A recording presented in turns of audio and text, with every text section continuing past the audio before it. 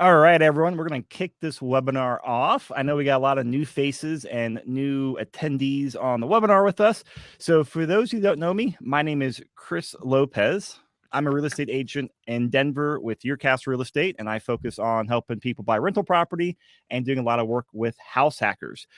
And what this webinar is going to cover today is building a rental portfolio of 10 properties. Now, there's no right or wrong way of how to go about building a 10 property portfolio, and there's no best way either. A lot of it depends on your finances, what you're willing to do, what you're able to do. If you're willing to move into properties, then move around. And usually it's a combination of things that works well for people depending on where they're at in life. So we decided to run 3 scenarios to compare the most common ways to build a 10 unit rental portfolio. So the first one we'll go through is you already live in a place and you are buying every rental as a traditional rental. So you're putting a minimum of 20% down, which is the most common way you're going to put it down. The next is doing 5% down using the Nomad method. Now, I know for a lot of you, the Nomad method is a new term, but it's not a new concept. So 5% down, it's where you buy a house as an owner occupant, you live in there for at least a year, and then you move out and you buy another house, keeping the previous house as a rental. We usually call it house hacking. One of our guests has created the phrase called Nomad. And then the third method we'll use is actually the same method, 5% down, buying a property every year, then moving the following year and buying that property as a Nomad, but this time house hacking. And that's where you'll be having some roommates or tenants renting out the extra couple of bedrooms from you to bring in additional income. So we're going to run through these 3 scenarios and see how fast and how much money it takes to actually build this portfolio, how long it does, or how long it takes to do, and then just the long-term ramifications of it. And we're actually using a really neat new piece of software called the Real Estate Financial Planning Software. And this is something that I'm just totally stoked to dive into and show everyone, and I want to learn myself a lot more. So I'm not going to go through and tell you about what the software is, but if you guys have liked what we've done in the past with spreadsheets analysis, you're going to love this software. And this is part 1 of a 3-part series webinar. So this one will probably cover the basics of the software and that first scenario. Part 2 will be the second scenario, and part 3 will be the final scenario. And we'll be taking questions throughout, so please ask them. And then as quickly as possible, as each webinar is done recording, I'm going to throw up on our podcast channel, the Denver Real Estate Investing Podcast, and also throw it up on YouTube with a detailed blog write-up. And if you just remember the same link you went to and registered, it's denverinvestmentrealestate.com/REFP1. You'll be able to go out there and access that, and that'll redirect you to all the recordings and our upcoming webinars as well. So our first guest is Joe Massey. And for a lot of you, you guys are familiar with Joe Massey. He is a senior loan officer at Castle & Cook Mortgage.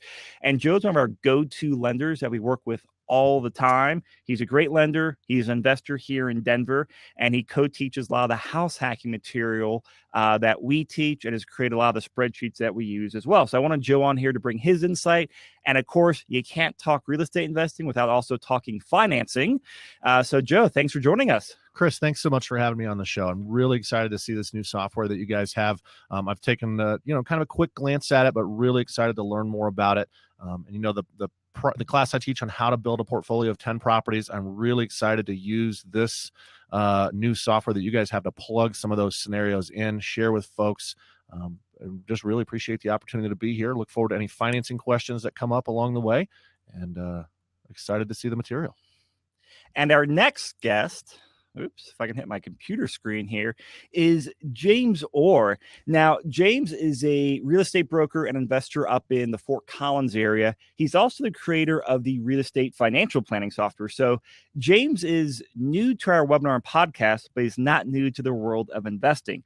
So my really brief intro is not going to do James justice, but I'll share a quick story. So sometime last year, Charles Roberts told me, he's like, hey, you got to meet this guy, James. He lives in Fort Collins. He does computer stuff. You do computer stuff. You guys can't see me like waving my arms around, but we all do computer stuff. You guys should talk computer stuff then. I was like, okay, if Charles says I should meet someone, I'm absolutely going to go meet this person. So we plan on meeting for over lunch, so an hour and a half meeting is typical lunch meeting. And I think we sat there at Applebee's for like 4 hours. And about halfway through our meeting, as we were just kind of talking our backgrounds, different projects we'd work on, and James was actually starting to show me where he was in developing this financial planning software. I was like, James, can I come intern for you? Like, I'm so impressed with what you're doing. I want to come intern for you. And I was half serious, half joking. But I'm so glad I got to meet you, James. I'm so glad you took the time to show me the software. So I really appreciate it. So thank you so much for joining us. You're very, very welcome. Thanks for having me. All right. So I'm actually going to switch the screen over to James now. And James, I cannot do it justice to talk about even the beginning of this software that you have developed. So just take it away and tell us, the story behind this and where it came from. Yeah. So, I mean, we kind of came up with this idea of the Nomad Strategy of buying a property, living there for a year, converting it to a rental, and repeating the process. My best friend, actually, my two best friends, we were over at one of their houses for lunch. And he told me, my strategy is I'm going to buy this house and live there, and then we're going to, buy another one 5%. I was like, doing the math in my head, I'm like, that's going to be amazing. So I ran home, built a regular spreadsheet to model Nomad, which is what we called it, because you're kind of like nomadically moving from house to house every year. And then we ran the spreadsheet. I sent it over to him, and the numbers look amazing for doing Nomad. So when we started doing that, it was originally a spreadsheet, and I wanted to be able to create charts because we teach classes up in Fort Collins, real estate investor classes, and we've been doing that since 2003. And I wanted to be able to create charts to show and teach this class on the strategy. And so I wrote a web-based application that had you buy essentially the same house every 12 months for 10 years and acquiring the properties. But the problem with the original software was it assumed you were buying the exact same house, and it assumed you were buying basically the houses every 12 months on the nose. And that's rarely what people are doing. A lot of times people will go in and they'll buy a duplex or a triplex or a fourplex for their first one with FHA or VA financing. And then the next one they buy will be a single family home. And the next one they buy will be a single family home. And they may not do exactly 12 months between them. So we needed custom written software to be able to model buying properties at different intervals and different types of properties and things of that nature that were really, really hard to model with just an Excel spreadsheet. So I started building this, kind of to do that. But really, once I started coding it, it became a tool for me to use to model my own investments. Like, is it better to pay off houses early? Is it better to recast loans? Is it better to, take money and invest in the stock market and then pay off a loan in its entirety? Or is it better to take money and re-leverage up and use that down payment to buy more properties? Is it better to pay off properties and have them all free and clear? And so I wanted to model all these different scenarios. And so for purely self-indulgent reasons, I wrote the software. And so when I built it, though, I knew that clients were going to want to use it. I knew that other people were going to be able to go in there and put in their own stuff to model things and to test which scenario works better. And so that's sort of how it got to its current iteration. So that's really where it came from. And the thing that I'm just so amazed about, because I've built my fair share of spreadsheets, and we've got a great spreadsheet we use for modeling 4 house hacks that we teach all the time, but has those exact limitations you talked about, where it's the same house every 2 years, and it's very rigid, which is great for forecasting. But I'm so amazed about your software is it's just an infinite amount of variables that one can play with. Yeah. And we could do stress testing. We're not going to do it today, but we can do really crazy Monte Carlo simulations of what happens if appreciation goes crazy, or what happens if appreciation goes negative, and what happens if interest rates go crazy. We can model every variable and see how it plays out running Monte Carlo simulations with that too, which we're not going to go into today, but it definitely gives you the ability to do stuff like that. So James, very few people, financial planners on this webinar. What is a Monte Carlo simulation? Yeah, so we're already off topic, but Monte Carlo simulation is where you run one scenario with like sometimes random assumptions, like what is appreciation going to be in the future, and it could be anywhere between negative 5% to positive 10%, or whatever your beliefs are about what appreciation might be, and so you can go ahead and run a scenario where it says appreciation each year is random, and so what does my portfolio look like if appreciation goes up or appreciation goes down, and so you run one case. And then you start over at the beginning. You say, okay, now let's do this thing again and have random appreciation and see what happens if appreciation is different when I run it the second time. And you keep running kind of like models through this thing where appreciation is different each time. And then you could see the range of what your portfolio might be worth. So you could say, 20 years from now, when I plan on retiring, my portfolio, depending on what appreciation does, could be worth anywhere from $15 million to $1.2 million. And you can look at that and see and evaluate your risk and say the average is $6 million.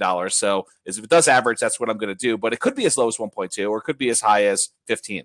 And you can see those things and make decisions about what you believe to be true, and then test one against the other to see which one you should go. And just so you know, this is a type of simulation that is used across all industries for advanced, like Wall Street modeling, to science, to if you go pay a financial planner a couple $1,000s to run a financial plan for you, they are using Monte Carlo simulation. So wanted to touch on that because that is an amazing thing the software can do.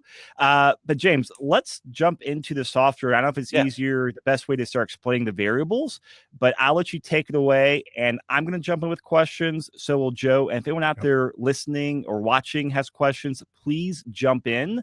We want to make sure you guys understand things as we go, because we'll build a good foundation now. And then once we get the basic stuff out of the way, we're going to fly through running these scenarios, and then we can start having some fun.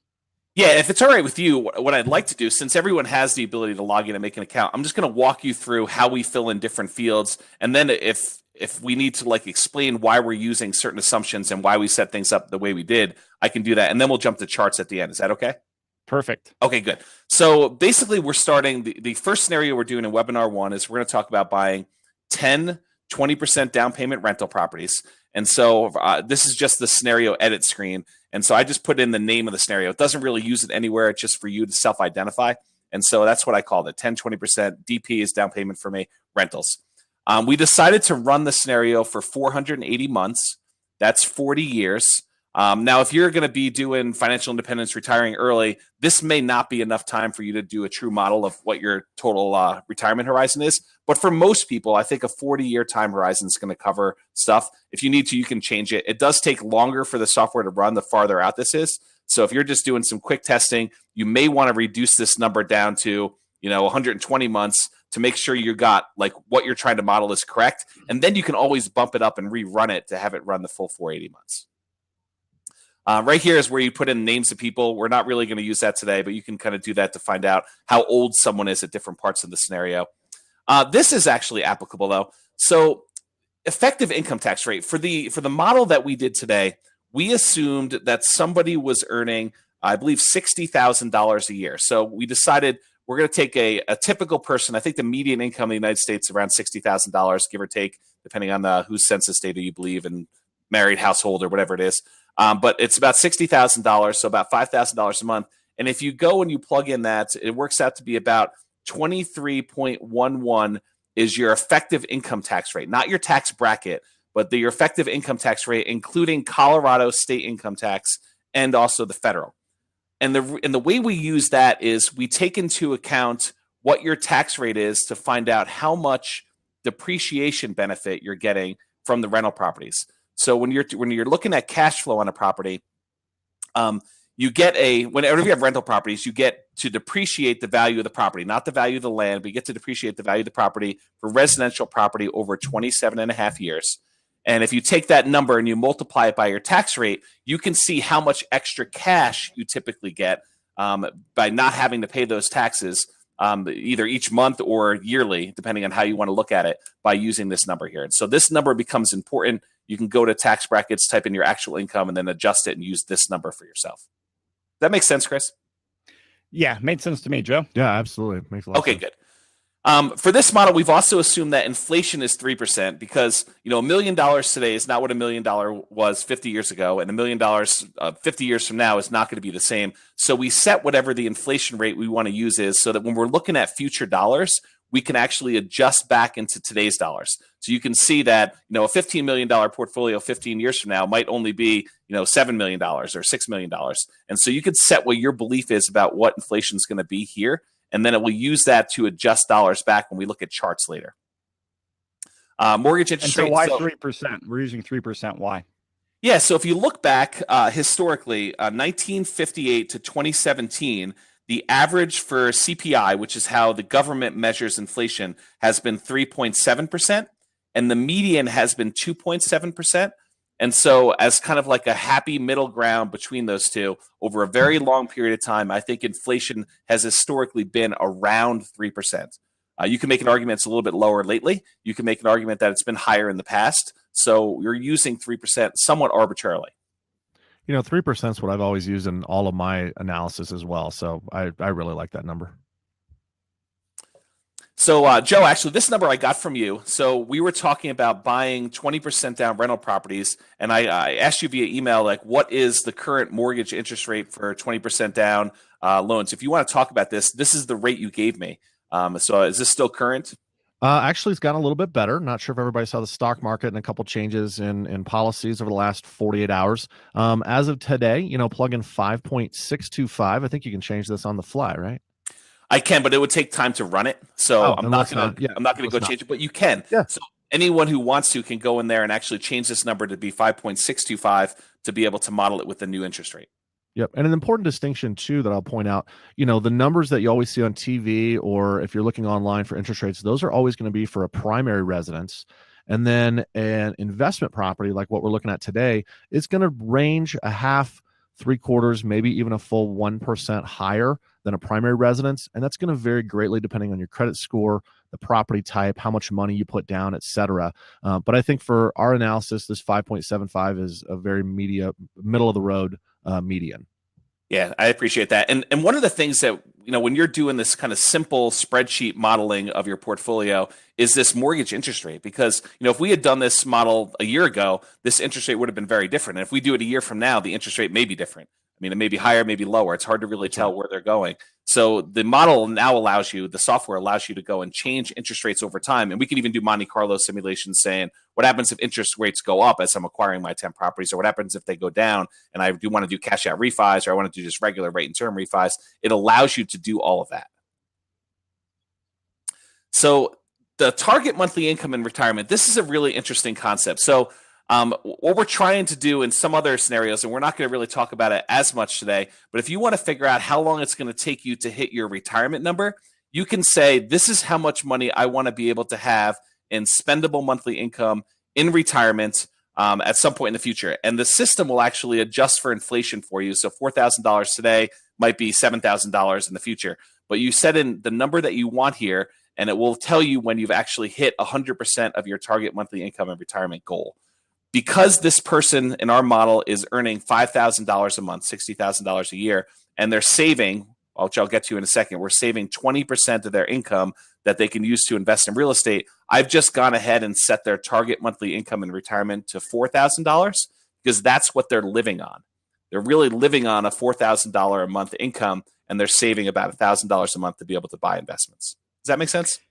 Yeah, and I just really want to just make sure people have this concept clarified, because you're saying the target monthly income is $4,000, which we know in 20 years, it's going to be different. So your software adjusts for that. So we're saying, hey, we want to make it $4,000 in today's dollars, and it's going to take that inflation rate and say $4,000 in today's money is X amount in 20, 30, 40 years, right? That's exactly right. Because the challenge is, I think a lot of us plan and we're like, hey, listen, I want to make arbitrary number I hear all the time, $10,000 a month in passive income. And when they do their modeling and their planning, they may be 15 or 20 years out and making $10,000 a month, which isn't the same as making $10,000 a month today. And so if you're going to do your model, even with a spreadsheet, you really should take into account what inflation would look like and what $10,000 in the future would actually be. And so this is a great way to give us a true apples to apples comparison. That's correct. Yep. So it does that. The next one is yearly safe withdrawal rate. I don't think we're doing any of this modeling today, but if you have a certain amount of money invested in the stock market, what amount of money, what percentage of money can you take out each year so that you don't ever run out of money?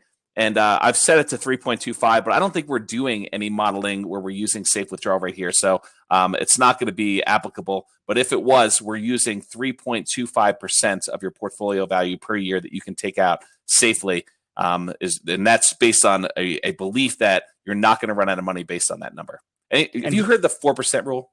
Oh, yeah. From the Trinity study. Yeah, from the Trinity study. And so this is that same idea, except in our current CAPE environment, where stocks are relatively high price to their earnings, then people think that it's more conservative to use 3.25 instead of 4%.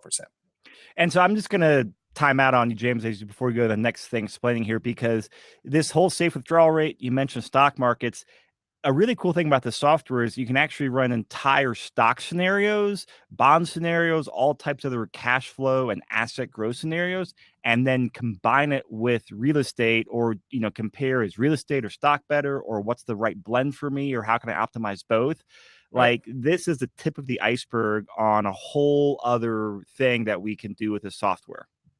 Yep, that's exactly right. It's one of the reasons why I wanted to build it is that I don't have all just real estate. And so I wanted to be able to see, should I do more in stock? Should I do more in real estate? You know, where is the kind of like happy median there for that?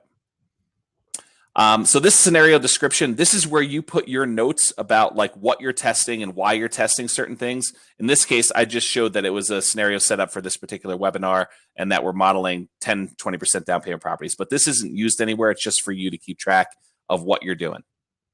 And then if you're running Monte Carlo, this is where you put in the Monte Carlo stuff. This is stuff for me, admins, things. I can make it a blueprint, which makes it publicly available, but you guys don't need to worry about that. Okay, so now once you kind of get through the stuff for the scenario, I break the kind of like software into 3 groups. There's accounts, and an account, a simple way of thinking about an account is it's a place to store money. So you can have an account for your IRA. You can have an account for stocks. You can have an account for your LLC account. You can do one for whatever it is you want to do. You can have multiple accounts. No matter what, though, you always have this default cash account. And the default cash account is kind of a special account because if you ever run out of money in one of your other accounts, we go automatically to the default cash account to get that. So the default cash account can be negative. You can think of it as how much money do I need to add to the system externally? But it basically shows you this regular account that you have, and if this goes to 0, then it comes from here. So this is basically a stock market account.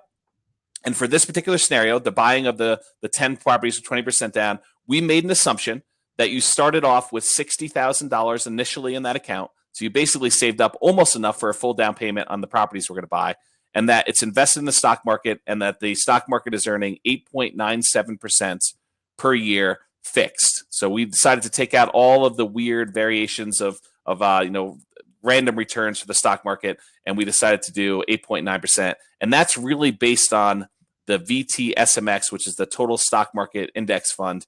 And that's what it actually did, the compounding annual growth rate from 1871 to 2017. It actually earned 8.97. So we're using historical data for that. And I'm curious, James, to actually see the stock ticker symbol in there. Is it the software, if you put the ticker symbol that grabs that data, or are you manually inputting that data? No, I'm manually inputting it. Okay. So I've not gotten anywhere near the level of being able to put in a stock ticker symbol and doing that. We're basically doing a modeling where you enter it in. So perfect. And just to clarify, this total stock market, this is one of those like low cost index funds from Vanguard, right? That's my understanding. And I'm not an expert on this stuff, so I apologize if I misspeak, but that's my understanding. Yes. Okay. Yep.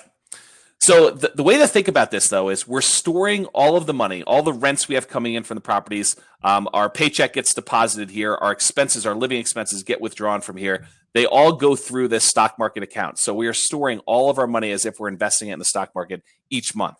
So it does that. So that's really where it is for there. Now what we're doing is we're going to talk about the property. So the 3 parts of the things is we have accounts, which are all the places you store money. Properties are actual real estate properties. They can be single family homes, duplexes, triplexes, fourplexes, multi-units, 5 units and above, apartment buildings, industrial units, commercial buildings. It all works the same because we all fields to enter those in. So any type of real estate that you own can go in here. So I'll go and I'll dig into details about exactly the setup for the property here in a second, but I just want to show you that this is where we have the property. I'm going to jump ahead for a second, though, and just show you that we have rules. And rules manipulate accounts and properties. So you can have a rule that says, pay me $5,000 a month, take out taxes of 23.11%, and then pay my personal expenses of $28.44.50. And they can say, run every month, run this rule so that I have money going in there. You can also have another rule that says, when I have enough money in a bank account, go ahead and buy one of these properties. And so you can set up rules to kind of manipulate things and program what your investing strategy is. And so I will go through those 2 rules, which is what we set up here. But first, I'm going to go into details about the property that we're going to buy. Does that make sense? Yeah, that makes sense. Okay. So let's go ahead and drill down. If we don't have any questions, we'll drill down into the property, and I'll talk about the assumptions I made for the 10, 20% down properties that we're going to buy. So first off, we have these things called dynamic properties. A dynamic property is a property that you're going to buy over and over again. So let's say you know that you're going to buy 10 properties in the future. You could say, the property I'm going to buy is going to be like this property. So why don't I just kind of make this as a template? Another word for dynamic would be a template. A template of a property that says, I'm going to buy one today. A year from now, I'm going to buy another one of these. A year from now, I'm going to buy another one of these. And the templated property is the one that you're buying repeatedly. So for us, we're going to call that a dynamic property. If we were going to do a nomad property, which I think we're doing in the next webinar, you'd click on this button as well. A nomad property is a special property where you live in it, so you don't get to collect rent while you're living there, but you can then buy your next property 12 months later. Joe, did you want to talk about why people can't buy owner-occupant properties quicker than 12 months? Yeah, absolutely. When you're purchasing a property with an owner-occupied loan, you're putting down 5% or 3% or whatever it might be. Maybe you're doing 10 or 20. But you're getting a preferred interest rate because you're going to live there. We spoke about that earlier. The interest rates we always see advertised, that is the rate for a primary residence, and it's a little bit lower risk for a lender because you're going to live there. Well, part of the terms and conditions of that loan is you have to live there for at least a year. Now, if something changes, you have an emergency and you sell the property or you move, no, we're not going to come knock on the door and say, hey, you have to move back in. But what we're also not going to do is if you come out to us 3 months after you bought this primary residence and said, hey, Joe, I loved living there for 3 months. I want to buy a new property and I want another loan. You're not going to be able to get the next loan because we know that you just rented out this property that you told us you were going to live in. That's an issue when you want to do that only 3 months from now. So we really need to see that you live in that property for a minimum of a year. Then we're happy to help you with that second, third, fourth, fifth loan every year after that, as long as you're making, appropriate down payments. Yeah, awesome. I appreciate that. And so this allows you to model that, and it has a built-in protection device that will not allow you to buy another nomad property, a property that you're moving into, until 12 months has passed since the previous one you bought. So it's a special way to do those properties. We'll talk more about that next time. And then finally, this is instead of being a dynamic property, you can say, hey, I already own this property. So if you're coming into this and you already have 14 properties and you're trying to see what you should do in the future, rather than have to try to figure out where did the down payment come from the account, you can just say, I already own this property, stick it into the system as is, and then you can kind of model it from there. So that's a special case for when you have properties that you already own. In this case, though, it's just a templated property because we're going to be buying 10 of these. So it's a typical family home, 20% down. So you can either use the address of the property if it's an actual property you're doing, or a description. For a lot of times we're doing, this is a 3-bedroom, 2-bath property in Severance, or a 3-bed, 2-bath property in Fort Collins. And so you can kind of keep track of a typical type property. For this case, I just called it a typical family home, 20% DPA for down payment. You can put in city, state, and zip code. That's only for your internal use. We don't use it anywhere else. So really, it's just for you to kind of keep track of stuff. It's not really used in the software at all. So after repaired value and purchase price. So if you happen to be in a market, maybe not like Denver, where you're able to buy properties at significant discounts, you can actually model that in our software. You could say, I'm buying the property for $270, but when I bought it, it's worth $300. Or you can say, I'm buying a property. Once I do a fix-up on it, it's worth $300,000. I'm buying it for $200,000, and then down below you can put in the amount of repair costs you need in order to bring it up to that value. So you can actually model all the stuff that you would do if you're buying properties at a discount, fix up, and then keeping them, sort of like the buy, rehab, rent, repeats, whatever the BIR model stands for. I keep forgetting how to do all the R's. But basically, you can model this with that software if you want to. You were close enough with those R's. Yeah, it was like close enough. You know what I'm talking about, right? The BIR model. Yeah. Yep. So in this case, you can model that. For this particular example, we're saying you're going to go out and you're going to pick the premium type of property you want. And sometimes that means picking a retail property because you want to have certain school district or you want to have certain rental characteristics. And so in this case, we're assuming you're paying $300,000 for a $300,000 property. If you have to bid above asking price, you can model that too. You can say, this property's worth $300. I had to pay $305. Or if you're rolling in closing costs, you can do it that way too. So, Joe, I don't know if you want to talk about seller concessions, but if you say this property is worth $300, I'm going to go ahead and finance $5,000 of my VA funding fee by having the purchase price be $305 or whatever you're going to do. You can model that as well. Yeah, and that's a big thing that we're seeing right now in the Denver market. We're in a little bit of a transition, which is kind of outside of the scope of what we're going to talk about today. But home prices are not declining, but they're not going up quite as fast. And so we are seeing that there's an opportunity for buyers to get in right now and get some seller concessions when sellers are a little bit more nervous. A real popular one that I'm using a lot is we ask the seller to pay 3% of the purchase price towards the buyer's closing costs.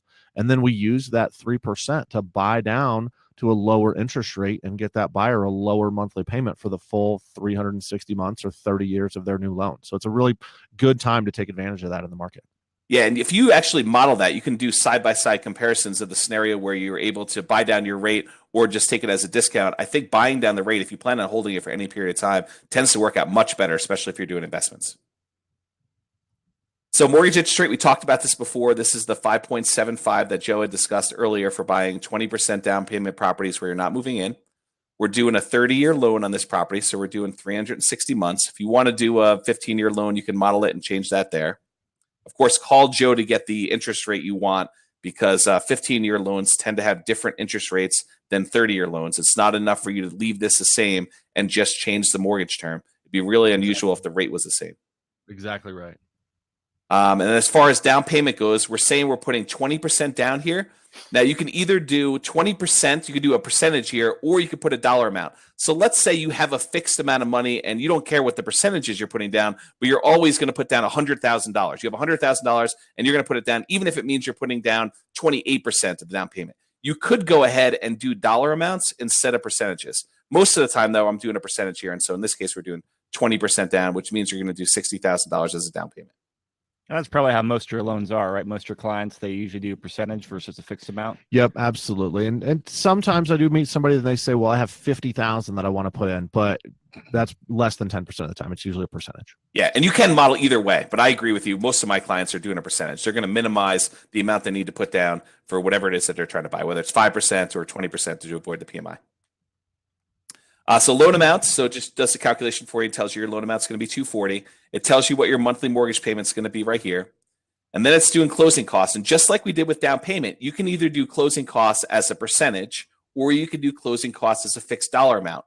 I would recommend, since we're kind of buying these in the future, you estimate about what your closing costs are going to be as a percentage, because what you haven't heard yet is that the home prices, even the ones that we're buying, are actually going to go up in value. So while it's $300,000 today, a year from now, it actually is probably going to be like $309,000.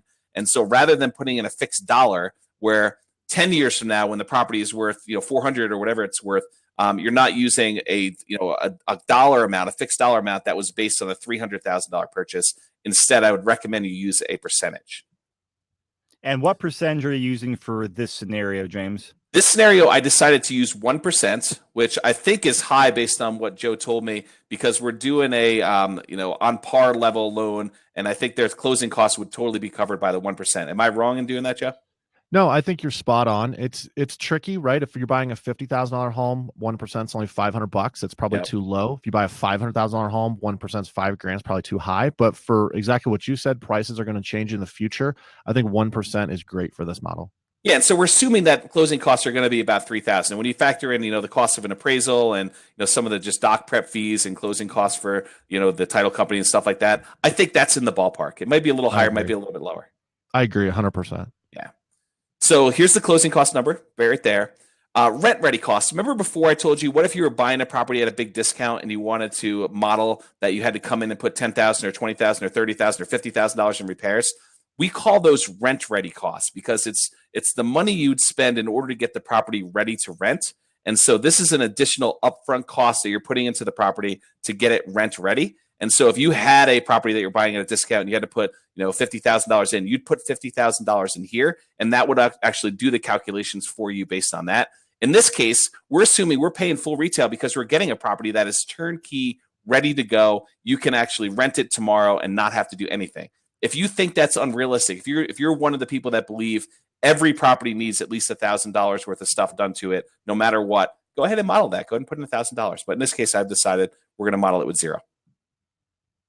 Seller concessions. So if you were able to negotiate to get the seller to contribute some money, either a fixed dollar amount or a percentage of the purchase price, you can go ahead and model either of those. In this particular example, I've said, hey, listen, our market's been hot. We definitely have seen signs that it's softening the tiniest bit, but I'm saying right now you still cannot get seller concessions. Maybe in the future you can. So go ahead and model it, whatever your belief is about the market. Depreciation assumptions. We've assumed that this is a residential property. If you were buying a commercial building, commercial buildings get depreciated at different rates. And so you'd click off commercial if that was the case. Since this is a residential property, single family home, we're assuming that it's residential and we're going to depreciate over 27.5 years.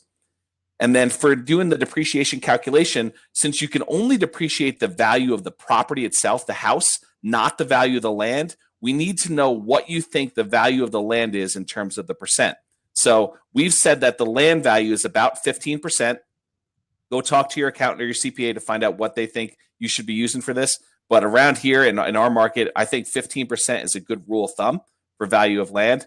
Do you have an idea of what that is down there, Chris or Joe?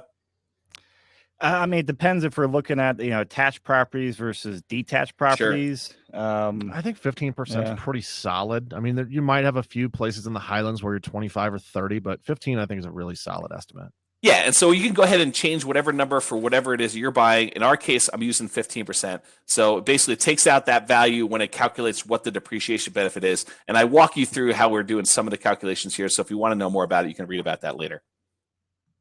The next thing here is we're talking about accounts. So where are we getting the down payment from? We basically decided we're getting it from either the cash account or this account that we set up. We're getting it from the stock market account we have. And then where are we depositing rent and mortgage payments? And again, we're doing that into the stock market account. Appreciation. So sorry, I want to, you went to that. So we're taking the down payment money from the stock market account, and then all future rent payments are going in the stock market account, and we're subtracting out expenses from there as well. That is correct. We're basically operating entirely out of that stock market account. And that's really like for checking account. You could think it's a checking account, but I mean, I basically just set it up as one catch-all account. You can go ahead and set up separate bank accounts. I will tell you, it becomes really a hassle to do that because then you got to move money from one account to another if you're going to do certain things with it. So it becomes much more complicated with rules. To keep it simple, I just say, maybe I'll have $10,000 of that in a checking account. And so the numbers aren't going to be that much off by doing that. Perfect. Yep. So here are my initial assumptions. So appreciation rate, we're saying real estate prices have been going up at 3%. Now, anyone who's been in the Denver or Northern Colorado market in the last 5 years or so thinks this is crazy, right? Because we've seen, depending on whose numbers you believe, 5, 6, 7, 8, 9, 10% appreciation rates. But over a very long period of time, the Case-Shiller studies suggest that we've seen appreciation rates nationwide of about 3%. If you want to use more aggressive numbers, feel free to see what that looks like. If you want to be more conservative, I would recommend you use closer to this 3% where it keeps pace with inflation. And then if it ends up doing better than that, bonus. If it ends up doing worse than that, at least you're using a 3% model instead of a 6 or 7 or 8 or 9% model. I agree with that. It makes a lot of sense. It's always good to plan conservative. Yeah, and you're welcome to go through and change it to say, hey, what if Denver continues at this 6, 7, 8, 9, 10% that we've been seeing? Go ahead and plug in the numbers and rerun it. But I'm usually running things at 3% for clients, especially if we're looking very long term. If you were going to delay starting rent, you can put in a delay here. We're not doing that. Now, I set the monthly rent on this property. It's a $300,000 property, and I just picked a number out of the air at $1,933.64, and I did that because I wanted rent to be break even. So that's why it's a really weird number. But I decided to do a break-even rent to show you that if you're putting 20% down, and that's sort of what it is in our market in Northern Colorado, if you're able to buy a property with 20% down and be break-even, you're probably in the top 10% of properties available right now. So that's sort of what we're looking for there. Are you seeing the same thing in your market, Chris? Yeah, I mean, that's a really good rule of thumb to use to cover PITI and base expenses, break-even. That's a really good number to use. Yeah, so we're seeing that. Now, if you think you can get some positive cash flow, feel free to adjust this number. If you think it's going to be slightly negative here, then go ahead and change that too. We're also saying that rent goes up by 3%. So you can actually have a different rent appreciation rate than the appreciation rate for the property. I've seen charts that suggest that the rent and the property prices are strongly correlated. There are definitely periods of time where rent lags, and there are definitely periods of time when home prices lag rents.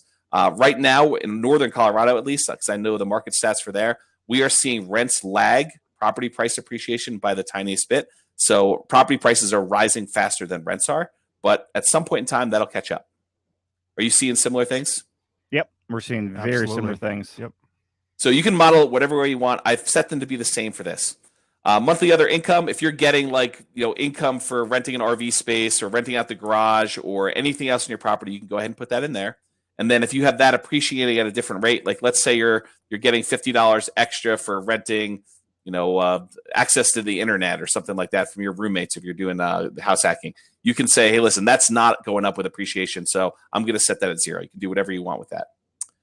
Vacancy rate, I'm using 3%. I'm a big believer that if you're not seeing about 3% in vacancy rate, if it's higher than that, then you're not actually doing property management correctly. You should be starting 60 days in advance of your property trying to find your tenant for the next one. And if you're not getting people there, you need to drop your rent and get it rented.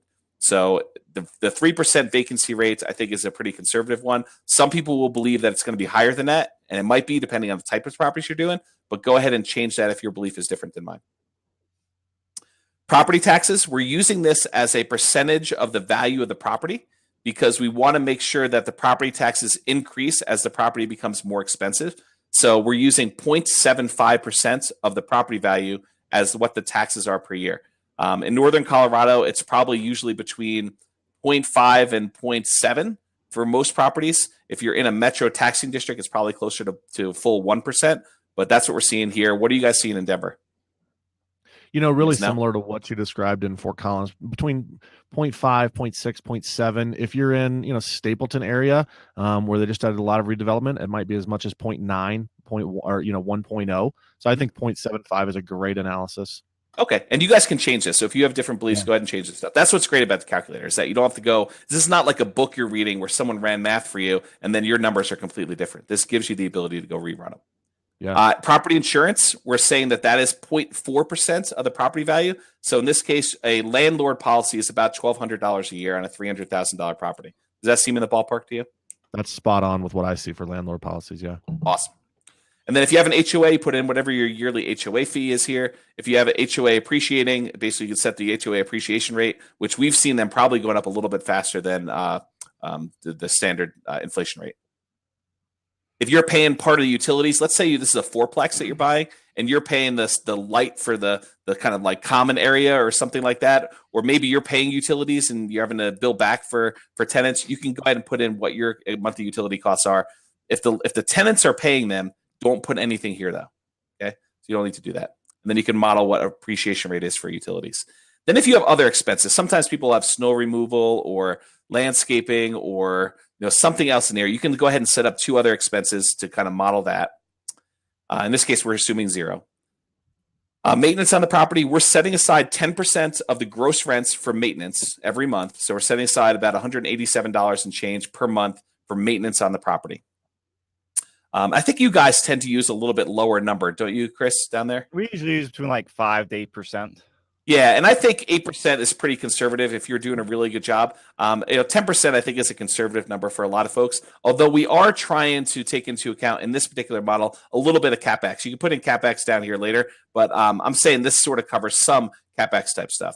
Yeah, and this is, we usually use 5% for attached property since HOA covers a lot of that, and 8% for detached. So we're really close to you there. And I think 10% is a really good number to use. I agree. Yeah. And if you're doing nicer properties, Class A type stuff, newer construction, less than 10 years old or whatever it is, probably that 8% is going to be really close. You start getting into older properties, properties that you're getting these slightly higher cash flows on, it's probably a lot higher for maintenance. It might even be double. Property management, we're assuming that you're managing it yourself. If you want to put in property management, though, you can put in whatever the percentage is for that. This does some of the calculations for you. So your operating expenses, your net operating income, your cap rate. So this is a 5.6 cap. I know you guys like to use cap rate down there. We don't use that up here, at least not what I teach. We usually use cash on cash return, but the cap rate for this would be about a 5.6. Does that seem like a reasonable-ish cap rate for properties down there? Yeah, for a single family attached, that's right in the ballpark. That'd be right on the MLS, yeah. Just on the shelf. Take it. And then monthly cash flow, we talked about why we made this 0, because I wanted to have a default where it's 0 when you're buying it. And then break even rent, that's kind of where I got that number from. If you wanted to see what plus $25 or plus or minus $25 in cash flow per month look like, those are the two numbers if you want to copy and paste them in. So just scroll up a second there, James. So just your software just takes all those numbers and automatically calculates the break-even cash flow for you, or break-even rent? Yeah, the reason why I did that is because I got tired of manually doing it when I wanted to go ahead and set up a scenario that break-even cash flow. This is great. So I was like, I probably should just calculate this, and then I can copy and paste it right into the software. So yeah, that's why I did it. And I probably could do some better stuff formatting this. So in case I didn't mention this to you, I wrote this software. So any design stuff that you really like, you should compliment me. Any design stuff you don't like, just don't tell me about it. Love the colors. Very, very fancy. Love it. I appreciate that. All right. And so if you want to do CapEx elsewhere, because some people believe that maintenance is one thing, but replacing roofs and furnaces and updating kitchens and bathrooms is totally different. You can go ahead and model CapEx differently. You can say set aside $300 a month for capital expenses, and then you could set aside a different CapEx appreciation rate for that. Okay. So that's what the property looks like. Any questions on that? Yes, I want to take a time out here because we just went through a tremendous amount of variables. Yep. And depending on how much they've seen previously or learned, they may understand some of this stuff. But guys, I'm just going to time out for a second. Love to get people's questions or impressions on this stuff because this is foundational as we go forward and start talking scenarios and some other data as well. So if you got questions or any comments on what we just discussed, please type them into Facebook or the webinar chat right now. But Joe, I know we kind of put you in the deep end on the software. I mean, you're seeing this for the first time. I kind of came to Joe's office about 2 weeks ago. I was like, "Hey, dude, there's this really cool stuff. Blah, blah, blah, blah, blah, blah. You should come." And he's like, "Okay, sure, whatever. Just sign me up. I'm all in for it." What's your impression so far, Joe? I think it's great. I mean, I love the variables that we can change. I really like the fact that we can make adjustments on the fly. Now, I do have a question for you, though, James. When I go in and I'm creating my first one of these, are these pre-filled? For example, inflation, right? Does it start out as an unknown and I've got to make it up? Or does it have like, hey, we think 3%, but then I can change it? Yeah, that's a really good question. So some of them have pre-filled in numbers, but even better than that, I knew this was going to be a problem. So what we decided to do is we have the ability for you to take an existing whole scenario setup, like being able to buy these 10 properties and make a copy into your own account where all of this just pops up exactly as is, and then you can just modify. Great. I like that because, sometimes I'm going through, I'm like, well, what is rent appreciation? Now, I know it, but maybe somebody that's using this the first time doesn't know that it has been 4% for the last 40 years. So I think that's a great feature that it's got some sort of pre-filled data in there. I like that. Yeah, that's a really good point. And a lot of times, I'll try to explain where I'm getting these numbers from. Like we talked about the inflation stuff and where I got that from and the stock market one. But yeah, I agree. And I know, Christina, you asked this question. She says, I was about to do this manually this weekend. How can I get this? Joe and James just talked about that. We'll actually post a link to this very scenario so you guys can go to the Real Estate Financial Planner website, create a free account, and then copy this model over if you want to, and then adjust it yourself, or just go create a free account and go in there and plug in all the numbers yourself as James walked you through everything. So we'll share that link as we wrap this webinar in a few minutes. Awesome. All right, so I'm going to go back to this scenario because we just went over the property itself. This is 10-20% down payment properties. And we covered the accounts already. We covered the property. Now I'm going to go through rules. So there's 2 quick rules to go through, and I'll try to go pretty quickly so we can show some results.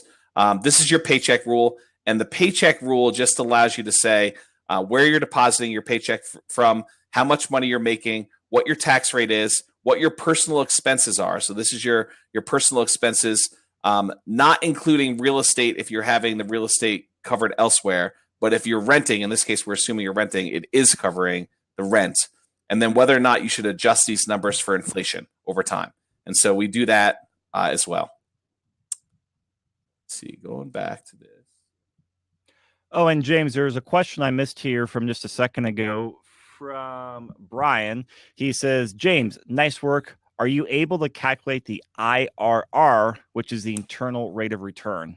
Yeah, so I know exactly what IRR is, and I definitely want to be able to program IRR. It has not made it to my programming list yet. I am fixing a bunch of other things first, but yes, I will be doing IRR on an individual property and portfolio wide. So I'll be able to calculate both of those as an entire thing. So yes, I plan on doing that, but not yet. Great. Thank you. You're welcome. All right, so here's the rule for buying the properties, and it's relatively simple when you look at it. Basically, it's applying it to this scenario only. We're going to buy that one property that we had defined, so that typical family home 20% down.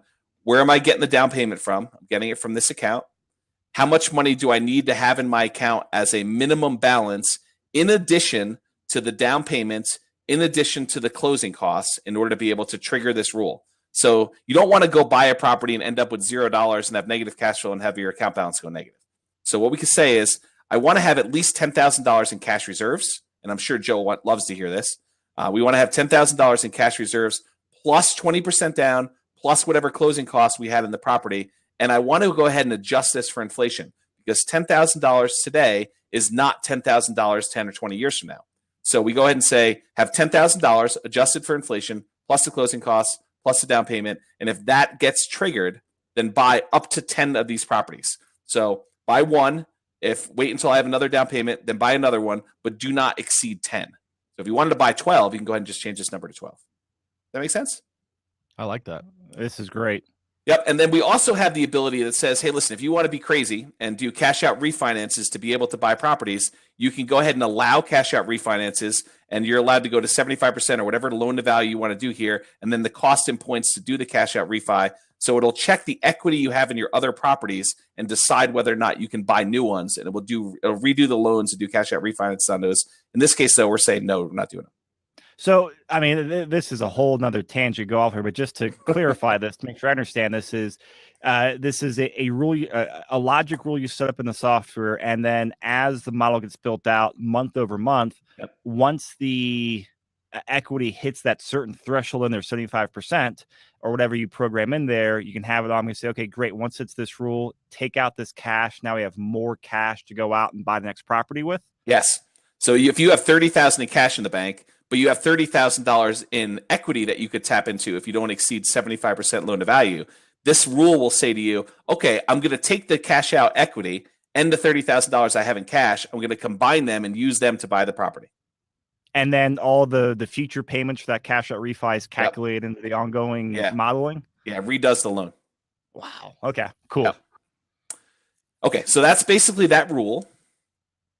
And then when you run this scenario, it kind of walks you through all that stuff, and it basically pays your paycheck every month, and it adds to your savings account, and then you have this down payment. I also set up a goal as to when you're going to hit your target monthly income in retirement, and basically that's whenever the cash flow from your properties and any money you have in the stock market account at 3.25% safe withdrawal rate equals enough for you to live on from your investments. And so we set up when that happens. I'll talk about the goal when we get to those things. But let's look at some charts. I like charts. I'm a fan. It's always easier to see a chart. It is always easier to see a chart. I agree with you. So this shows you what your net worth is doing this model. Early on, your net worth is really low. You start off with about that $60,000 plus the $1,000 that you saved the first month from your paycheck, and then it grows over time and just keeps going up. And because we're not doing any crazy modeling with changing appreciation rates and changing stock market rates and stuff like that, this model is pretty linear, not linear, but like exponential in growth because you're growing at this kind of growth rate. And so you can see over a 40-year period, this works out to be about $21 million in net worth. Now, we talked about before, that's not what inflation-adjusted dollars are. So in inflation-adjusted dollars, it's like having $6.5 million in today's dollars because we clicked on the inflation-adjusted number down here. And so you just click that one button down there below the chart, because I know people can see the screen, but there's a lot of menus below the chart there, and you can just toggle it back and forth. That's exactly right. You can decide to turn inflation on or off to see which one it is. And I will show you over here whether it's inflation dollars or regular dollars. So that's your net worth. I'll show you a couple things. Are we at like a hard 11, or can we go over a few minutes over? No, I'm happy to go over. Okay. I think our listeners are too, based on the feedbacks I'm reading. Yeah. Okay. So like if we looked at gross paychecks, this is how much money you're making from your paychecks. You start off with $5,000, and because of inflation, you're earning more per month because we're basically increasing your income by inflation as well. If we adjusted for inflation with this one, you're earning a fixed $5,000 a month for 40 years. That's what your gross paychecks look like on that. So you can kind of see, you can drill down into all these different things to see that. Let's take a look at some of these other ones, though. Number of properties owned. This one's super interesting. So this shows you how many properties you own and when you buy them. So I'm going to zoom in, just by dragging over here. You can see for the first month, we don't have any properties. We're basically renting, and it takes us 10 months in order to get to the point where we've saved up enough, in addition to the $60,000 we have for the closing costs, and to be able to put 20% down and buy the property. And so basically in month 11, we then buy our first property. Then it takes from month 11 all the way through to month 52 to save up for the next property. So that's how long it takes us to save up $60,000 plus 1% in closing costs in order to buy the next property, which is now more expensive. It's no longer a $300,000 property. It's a $300,000 plus whatever 3% appreciation rate is at this point. And so then we buy our second property. And then it takes time to save up, and then we buy our third, and so on. And if I zoom back out, it shows you that it takes basically until month 221 in order to buy our 10th property. And at that point, we stop buying. We basically only own the 10 properties there for that period of time. Does that make sense? Yes. One thing I really like is when you're showing this zoomed out, it takes longer to buy the first property, a little bit less time to buy the second property, a little less to buy the third. And then if you look, you start buying properties 7, 8, 9, and 10 very quickly. It gets easier to buy more properties as you have more. Absolutely. And part of that is cash flow. So let's take a look at cash flow here. Right. So here, your total true cash flow coming in. This shows you your cash flow situation. I'll zoom in earlier on here. But your cash flow for the first ones, you have zero cash flow. Then for this very first month, oh, Joe, you're going to love this conversation. So everyone wonders why there's this huge spike the very first month you own a property. Joe, do you know why? For cash flow? Yep. I don't know. This is amazing. So here's why. Mortgages are paid in arrears. Oh, so that's the right. first month that you own a property, you technically don't have a mortgage payment. That's right. So, and then when you sell it, they catch up with you. So you end up paying a mortgage payment for the last month, even though you're not going to be living in the property for the next month. But right now, because of this very first month, you actually get like a mortgage holiday. Even though you're prepaying for the partial month, you're basically the month that your very first month of mortgage, the interest needs to accrue before a mortgage payment is due where you're paying the interest on it. So for the very first month, you actually have a big bonus cash flow month. Yep. Now, I want to just clarify this because this took me a while when I first got into real estate to understand how that works. So, Joe, if I close on the house, November 15th, middle of the month, when's my first mortgage payment due? If you close November 15th, your first mortgage payment would be January 1st. So on your closing statement, you would pay for 15 days of interest, which goes from November 15th through November 30th. Then on December 1st, that interest begins to accrue, and we're going to send you a bill, and you need to pay on January 1st to pay for all of December's interest. And so what this is assuming, James, is since, as you just pointed out, we got that, in this example, that 45-day window, but on that December 1st, I'm collecting a rent check, but I really have no expense that December 1st. And that's why I see that huge spike, right? The only expense you have are taxes and insurance and HOA. You do not have a principal and interest payment. Very smart. Now that you say it, you're right. I do love that one, James.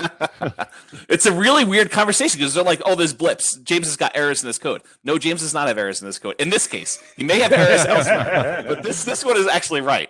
So yeah, that's why you have these little blips here. So basically you have a little bit of cash flow going on here. And then you could see here, this is a super interesting thing to point out too. After the first month where you get like a little bonus, you have $215.31 in total true cash flow. And everyone says to me, but James, you just told me that you were modeling break even. Why is it 215? Well, look at the definition of true cash flow. True cash flow is cash flow plus depreciation and CapEx. So depreciation benefit, if you take that depreciation, you multiply by your tax rate, you're getting a certain amount of extra cash flow from owning this rental property. And for total true cash flow, we actually model that in and show you what that is. And so because you're getting the tax benefits of owning this property, we show you that it's $215.31 in depreciation benefit plus whatever little cash flow it has there. And what's the and CapEx in that? I understand the depreciation, but you said and CapEx. And that so how does that work? We have a separate CapEx number that you've modeled when you actually did the thing. It was at the very bottom, and I told you it was zero. So if you set aside $100 or $200 a month for CapEx, it would take that into account when it calculates true cash flow. Gotcha. Yep. In this case, it's 0, so it doesn't matter, but that's really what happens there. So we do have a little bit of a benefit in terms of cash flow by buying this rental property, and it actually shows you what your numbers are for that. So you're right. By this time, when you're about to buy your second property, you have $346 a month in positive cash flow, even though this was a break-even property to begin with. Cool? Yeah. Very cool. And then it shows you basically what your cash flow is from your properties. By the time you get 20 years in or so, 240 months, whatever that is here. It's pretty close here. About $8,000. Now that's not inflation adjusted. That's raw dollars. So if we adjust for inflation, month 240 is about $4,000 and change, $4,400 and so. So you can see what it is in both today's dollars or non-inflation adjusted raw dollars. Okay, so that's what cash flow looks like. Let me see if there's some other ones to show. Talked about net worth, number of properties. And so all these bullet points you're hovering over, these are all charts you can click on and manipulate. Exactly. That's exactly right. You can go see charts for anything you want to see. Like if you want to see how much cash out refi equity I have, it'll show you what 75% of the property value is minus the mortgage balance. And it'll show you how much money. So really early on, you have very little. So you start building up a little equity here, and then it grows over time. So you start having some equity in your property. You can see how much cash out refi equity you have. If you want to see what your sell with agent equity is, basically takes 93%, which is 6% commission and a 1% closing costs, your share of closing costs as a seller. So this is probably what you would net, how much equity you have if you subtract that your mortgage balance when you sold property. So you can kind of see that value too. Total account balances. This shows you how much money you have in that stock market account. And if you zoom in, you can see you're saving up money, then you're doing your down payment. So your balance goes way down here, saving money. Basically, you pay your down payment, and you can see it zigzags until you're done buying here. And at that point, it just continues to grow. Okay. Very cool. What else are we looking at here? Just cash flow, cumulative cash flow. If you want to add up how much cash flow provided over time, just equity. This shows you your monthly rents, how much rent you're collecting on each of the properties. So you can see that over time. And I don't know if you guys can see it, the viewers out there, but if you guys want to see a particular graph as James is scrolling through there, scroll down a little bit, James, so people can see the bullet points. Yeah. Chime in and we could click away and pick James's brain on here, because I want to click every single one, but I will do that when we're not live. Yeah. Yeah, and I'd be interested in seeing in the cumulative, the total cumulative true cash flow. Yeah, like how much it grows over a time. lot. Yeah, that's why I want to see it. Right. Yeah, so overall between all of them, by the time you get 40 years, it's almost $5 million in cash flow you've generated from all your properties over time. Wow. Yep. Now, this is like summarizing the entire scenario, right? But let's say you want to drill down and say, I only want to look at individual properties. So we can go click on the own properties charts, and then we can drill down and see what cash flow is for each individual property that we own. And so if I click on that, it now shows me each of the 10 different properties by themselves. And wow. I can either toggle one. I can just say, show me the first one that I bought, or I can turn them all back on. So this shows you just the cash flow on the first property. And there's a couple interesting things about this. Number one is in this area here, your cash flow actually, well, this is actually regular cash flow, so it doesn't dip. In true cash flow, it dips. But this is where you pay off the mortgage. And so your mortgage gets paid off and then your cash flow increases. But if you want to add in another one, you could say, okay, let's add in the second property to this thing and compare those two. So now it shows you both of them graphed at the same time, and you can kind of compare them. If you want to say, show me the sum of these, you can actually stack the charts so that they add up, and you can now see them on top of each other. Or you can turn off stacking and see them side by side. Explain that stacking and no stacking again. Yeah, so stacking is like, let's say you wanted to find out how much it was when you add up the cash flow from the one plus the cash flow from the other. So this chart stacking means that you just add it to the top of it, and so you can see the sum of all of them is $226.81 per month here. Okay. If you turn off stacking, they end up being side by side, and it doesn't actually add them. It just shows you them individually. Oh, gotcha. Okay, that makes sense. Yep. And so you can go ahead and look at all these ones if you want to. I'll turn on. Let me go back. Actually, probably easier to do it that way.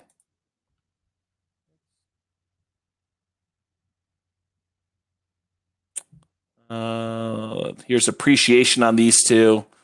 You could see Here's cash on cash ROI. So if you want to see what your cash on cash is for these properties, you can see those numbers and you can see what they are over time on the property. The internal rate of return, I definitely want to add that. It's on my list. And I'm just gonna. We got some comments in there, tongue in cheek. People saying, "Oh, you threw this together in an afternoon," or it looks like a bit of a rush. Obviously, they're joking on here, but as we're clicking through, I just want to really emphasize and clarify that James did this all himself. He programmed it, he designed it, he did the logic.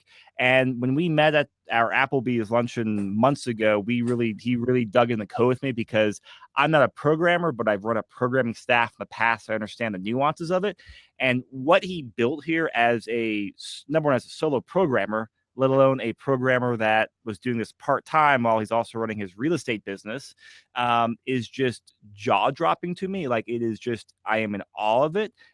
He's just done an amazing job at this. And it's truly like you're one of those unicorn programmers, James, that 1 in a million, I don't know what the stats are, but you're that really small statistics that's able to do this. It is truly impressive. Thank you. I appreciate that. I agree. I mean, I'll tell you, I look at stuff for financials all day, every day. And James, I got to tell you, you're motivating me to want to go out and buy more properties. And I mean, I already have a couple and I know how important it is to buy properties. I'm like, God, why am I sitting here on this webinar? I need to be out looking at properties right now. Super, super good stuff, James. I love it. Yeah, I appreciate that. Yeah, so you can you can model this, any particular one you want to see, because there's so many of these to do. I mean, mortgage balance and, a number of months remaining on all your mortgages. I mean, you could really drill down and see any of the things you want to say for these. I didn't even know you had this feature on individual properties. What are some other are there other ways you can graph the chart? I mean, this is like 100 different views right here that you can run, at least it looks like, just it is scrolling. Yeah, it basically is. It's like you can go drill down into any of the things. And, part of this is me troubleshooting, right? So I want to be able to see, do I have a problem with how I'm calculating vacancy? Well, let's go and pull up vacancy and see what it looks like on the chart. And does that make sense to me? And why does it make sense? So now I can go and look and say, oh, this one property has an error. And then I can go troubleshoot it. So it's, like I told you, this was built for self-indulgent reasons. It just happens to be really helpful. Because you're like, say, I want to go look at my properties, my return rates or my cash flow or whatever it is on a given property, and you can drill down and see all that stuff. For me, I just was doing it because I wanted to see it and I wanted to make sure that things were being calculated correctly. So that's why I did a lot of this stuff. But yeah. So we got a question here from Brad. He says, please explain the effective income tax rate again. Yeah, so that's a good one. So effective income tax rate is if you went to your CPA and you had them do your tax return and they told you earned $100,000 and you paid $32,000 in tax, the effective income tax is the amount of tax you paid, $32,000, divided by the total amount you made, $100,000. And so it's not a tax bracket. It's basically what percentage of your income that you paid in tax. It is the effective income tax rate. And that's because I don't know what the new tax rates are from last year's tax bill, but from on that first $0 to $10,000, you're paying 0%, let's say. Then from $10,001 to $25,000, you're paying 10%. Then $25,000 to $50,000, you're paying 12%, and it's basically averaging all those together. Yes. And if you Google it, it takes a while to kind of wrap your head around that. If you Google it, there's a lot of great blogs that will show you charts and explain it to you. If you guys want more details on that, just Google effective income tax rate, and there's lots of great stuff on Google for it. Yeah. Yeah, I'm gonna cover one other thing here. So we talked about cash flow before, and this is true cash flow. So true cash flow does take into account that depreciation we talked about before, and so you could see it on here.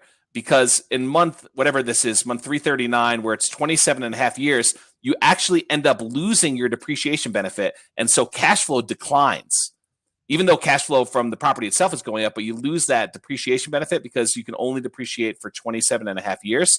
And so depreciation actually lowers. And then once you pay off the mortgage, it goes way back up. Because residential properties depreciation stops at 27.5 years. That's right. And then 2.5 years later, at year 30, you got the mortgage paid off. That's it. And that's exactly what's going on there. Jump, right? Mm-hmm. Yeah. Wow. So the last thing I'm going to cover is goals. And so this shows you how quickly you're going to get to that, meeting your $4,000 a month in income requirement. And it shows you basically here, the red line shows you 100% is when you've achieved that goal of 4,000. And this line shows you like what percentage of the way there you are. And it adjusts for inflation. So the farther out you get, the harder it is to hit anyway. And it shows you right about here. So month 258 or so, you're basically hitting that retirement. If you scroll down, it shows you in a table. So in month 260, 21 years and 8 months in, you're able to hit full retirement from there.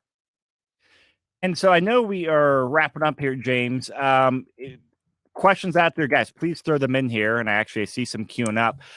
But while I start reading the questions, can you go back and show us a chart so we have data to compare to the next two scenarios of Nomad and the Nomad with house hacking? At what year and what month did we acquire that 10th property and achieve our goal using 20% down? So you want me to just do the 20% down one and show you when we hit? Yeah, so if we're just doing this, that way when we do the next webinar comparing the Nomads, I'm taking notes here so we can say, it took us X number of years to get there. Oh, well, we'll be able to compare them on the same chart, so you'll be able to see these side by side. Oh, I'm happy to show it to you, but even better. Yeah, I mean, we'll show. I mean, you want me to preview it? No, I was just I just was trying. I forgot you've got everything already programmed. It seems like so, but we're at 220 months, right? Yep. That's about so how that is to get your 10th property. How many years is that? It's like, oops. It's almost 20 years, like 19 years. Just under 20, like 18 and a half. All right. So some questions coming in here. Jim says, will this be available on replay? Yes, it will. We'll have the video up on YouTube.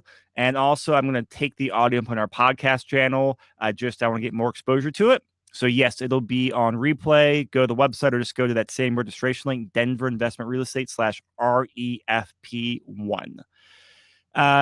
Adriana says, can you add rent ready cost?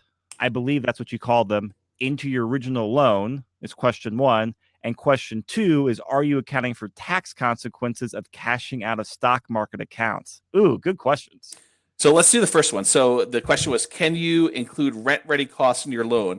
Like if you're able to do like a 203K loan, or what's the conventional version of the 203K? Home ready is what we call it. Yeah. So can you do those types of loans? Sure. I mean, basically you just put in the loan amount there instead of a rent ready cost, and it gets rolled into your loan. And then the rates, I think the rates on those things are a little bit higher. They are. They're 1/4 to 3/8% higher. Yeah, so then you just adjust your interest rate in there, and that actually will totally model that for you. So yes, you can do that. Now the tax consequences of selling out of the stock market. Let me think about that one, because I'm not doing it here. I'm assuming that you're paying taxes on the money when you're earning it, but I'm not assuming you're paying taxes on the money when you take it out of the stock market. I probably could code that later, but I haven't coded it yet. So no, it doesn't do that. Yeah, I'd have to think about that one. I guess you'd have to do what, short-term capital gains, long-term capital gains, to figure all that stuff, huh? Yeah, it becomes much more complicated because I would need to know what tax bracket you're in and be able to do that. And I'm not a tax guy. I should tell everyone that up front. Like, probably my area of weakness is probably taxes of all of them. But yeah, that would be interesting. And then I'd also need to keep track of your basis in the stocks as well. So it becomes interesting and much more complicated because you're adding things to your stocks over time. So your basis is constantly changing. Yeah, that gets really complicated.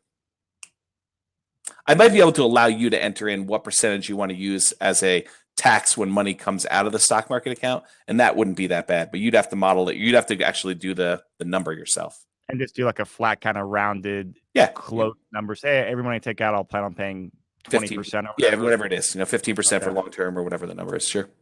All right. Jim says, is vacancy rate factored in, and at what rate? And yeah, you already did that. And that, I think we put 3% in this model, right? We totally did. But you can go ahead and run a higher vacancy rate, whatever you want to do. So I have a question, James. Yeah. This is super cool. How do I get it? I don't know if Chris is going to go ahead and give the link out, but if you go to the realestatefinancialplanner.com website, you can create an account on there. It's free. I'm trying to determine like what's going to be free and what's going to be like a premium stuff. But right now, anyone can go in there, make a scenario, and do some modeling. This is cool. So you can go ahead and do that. But yeah. So, and then we are also going to make the link to be able to copy this into exact scenario into your account. so that you can just not have to start over and rebuild it. You can just go and say, I don't believe the vacancy is 3%. James is crazy. I'm going to use 5%, rerun, and then you can see the difference in numbers. And just so everyone knows here, I actually just put the link to this scenario. So anyone go out there, click it, create an account, and copy it over all for free. I've done it myself. It takes, a minute to register. Very smooth process for your, standard on a website.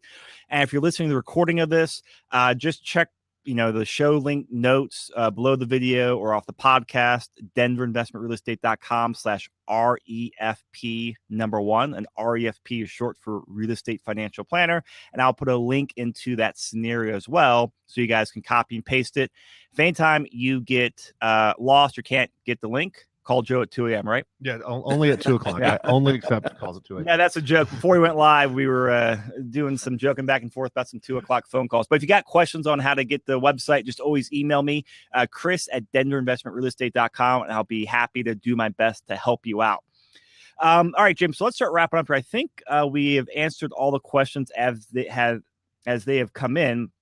But right now, in terms of just programming time frame, I know you got tons of stuff you want to do. Yeah. Are you in like a beta stage of testing this? Is it fully released? Kind of from your perspective, where you at with everything you've programmed so far? I consider it like an alpha, like a really late alpha phase, because I'm sure that there is going to be stuff, little errors we catch here and there, and things are going to break. And especially as I add new features, I'm going to break old stuff. I mean, it's just inevitable.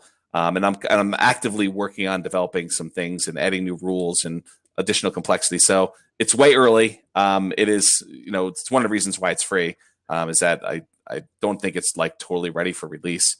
It's close, but not like completely there. But yeah, that's sort of where we are with it. And I mean, I gotta say, I'm impressed that no code blew up on us, James. I just, as you start going through, I was like, oh, I wonder if things gonna blow up. Because I just had flashbacks to these horror stages from when I used to run programming team, and we'd go live with something or show the version 2.3 of our software. And I was like, all right, what's going to blow up on this webinar live today? So hats off to you. And guys, we always have to leave a disclaimer on here. I'm sure it's all over the website. But, James is not a tax guy. He's not a financial planner. He's a real estate broker. He built this for himself. So, this stuff is meant for educational purposes would be a proper disclaimer. Yeah. Or entertainment purposes. We're not lawyers. We're not attorneys. Check with all the appropriate people you need to. Your results may vary and are not guaranteed, right? Yeah. Yes. And there may be errors. So, before you make an investment decision based on these actual numbers, you may want to, double check the math. So. Cool. Well, we are getting a lot of great feedback coming here. Hey, this was great. Thank you. This is very amazing. Thank you, everyone. Yeah, I this is the second time I got to see this in detail. I am more blown away now than we first sat down in Applebee's months ago, James, and I think everyone is as well.